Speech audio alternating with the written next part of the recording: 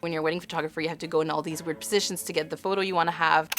So I wasn't able to do that. I had to always kind of stay upright because bending down would exacerbate the pain in my hip. I'd come home and be like my deep growing pain, and throughout the next few days be really tight in the hip, and yeah, I have to like take it easy and not push too hard at that point. And Canada, it's like there's always positive and negatives with having a public system. In orthopedics, it's apparently one of the longest waiting lists in Canada. Generally, it's between 8 months to a year in Montreal anyways to see a specialized doctor for hip arthroscopy, and elsewhere in Canada, I heard it can be up to 3 years just to see the surgeon. I was asking my surgeon, is this normal? Like, it's not getting better. And then he was like, well, you know, we did what we had to do. So he's like, I can't explain why you're in so much pain. So he was like, yeah, he's like, on the long run, you're gonna need hip replacement.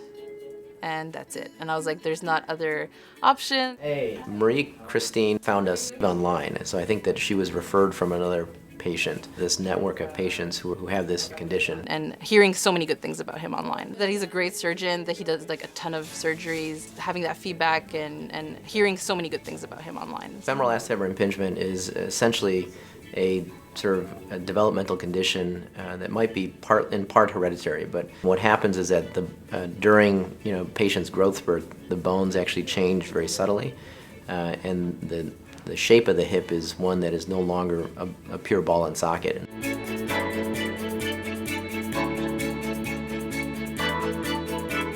For patients like Marie Christine, having a cash option was something that made most sense for her. I mean, she doesn't carry insurance based in the United States, and so this is something that she could research on herself and determine, is this appropriate for me? Is it worth it for me to go through a second procedure?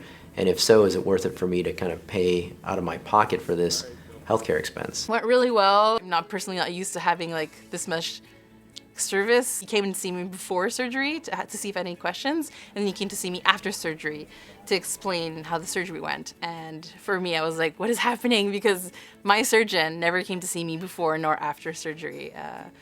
So it was really nice. I think she's approximately 8 or 9 months following her procedure, and I think at this point she's actually starting to get back into a lot of the recreational activities, sporting activities that she had given up probably for the better half of 2 years.